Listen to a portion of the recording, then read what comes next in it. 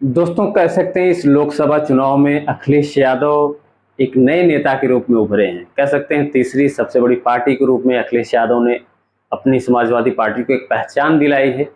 और जिस तरीके से चुनाव में उन्होंने बड़ी मेहनत की, हालांकि पिछले चुनाव में उनके ऊपर तमाम आरोप लगते रहे हैं कि नेतृत्व की कमी है या अनुभव की कमी है।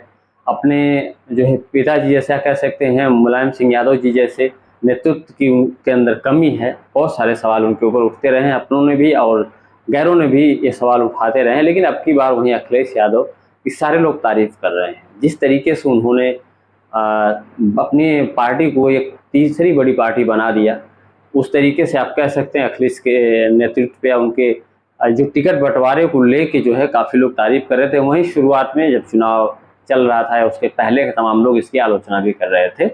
तो आज कह सकते हैं आप कि अखिलेश यादव ने अपना दिमाग लगाया, गेम खेला और कहीं न कहीं कह सकते हैं कि मुलायम सिंह यादव जी के नक्शे कदम पे चल के और जो मुकाम जो है नेताजी ने हासिल नहीं कर कर लिया चुनाव, मतलब सत्ता में रहते हुए भी, वो अखिलेश यादव ने हासिल करके दिखाया।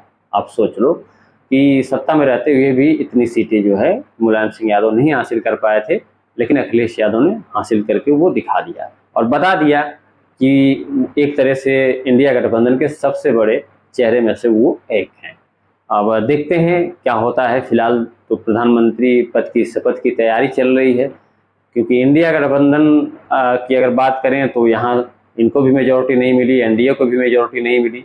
भारतीय जनता पार्टी बहुमत से दूर चली गई और इसलिए जो है कि गठबंधन की सरकार अब की बनने वाली है। 400 पार का तो नारा काम नहीं आया।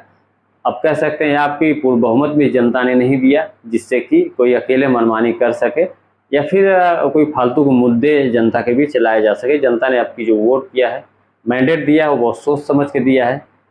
किसी के हाथ में सत्ता का केंद्रीकरण नहीं किया है जनता ने। यही होती है डेमोक्रेसी की पावर, एक वोट की ताकत यही होती है।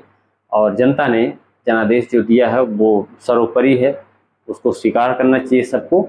और निश्चित तौर पे अब की बार चुनौती होगी एनडीए के लिए कि किस तरीके से उनकी सरकार 5 साल चलती है, क्योंकि जहां 10 साल से सरकार है एनडीए की, और कह सकते हैं कि जहां पे बीजेपी के पास मेजॉरिटी है, बहुमत है, तो कहीं न कहीं मनमानी भी देखने को मिली है बहुत सारी चीज़ों में।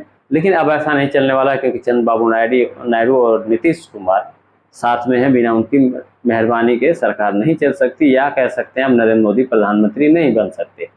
तो कहीं न कहीं आनन फानन में बैठक भी की गई दिल्ली में, और इंडिया अलायंस की भी बैठक हुई है। अब इनमें बहुत सारी चीज़ें हुई हैं, बहुत सारे फैसले लिए गए हैं। लेकिन ये है कि प्रधानमंत्री पद की शपथ जो है दिलाने की तैयारी चल रही है कि जल्द से जल्द ये चीज़ें प्रक्रिया पूरी कर दी जाए और नरेंद्र मोदी को तीसरी बार प्रधानमंत्री पद की शपथ दिलाया जाए। फिलहाल इंडिया अलायंस की तरफ से देखा जाता है कि क्या रणनीति होती है। फिलहाल इस पर खुल के अभी उन लोगों ने कोई बात नहीं की है। लेकिन यूपी में अगर किसी की चर्चा है तो अखिलेश यादव की है। पूर्वांचल में काफ़ी अच्छा प्रभाव उन्होंने डाला तमाम सीटों पे, आजमगढ़ हो या फिर गाजीपुर हो या फिर घोसी हो या फिर जौनपुर हो, तमाम उनके टिकट के बंटवारे को लेके सवाल उठ रहे थे। लेकिन अंततः अखिलेश यादव की जीत हुई, कह सकते हैं आप कि एक बड़े नेता के तौर पे उभरे हैं और बहुत सारे लोगों को उन्होंने अपने नेतृत्व से जवाब दिया है। और कहीं न कहीं कांग्रेस पार्टी भी अच्छा जो है परफॉर्म की है इस चुनाव में। फिलहाल आने वाले टाइम में देखते हैं सरकार 5 साल चल पाती है या नहीं चल पाती है। पीएम पद की शपथ कौन लेता है, कौन नहीं लेता है, ये देखने वाली बात होगी। फिलहाल आज की वीडियो में इतना ही। नए चैनल को सब्सक्राइब करके सपोर्ट करिएगा। मिलते हैं आपसे नेक्स्ट वीडियो में। जय हिंद।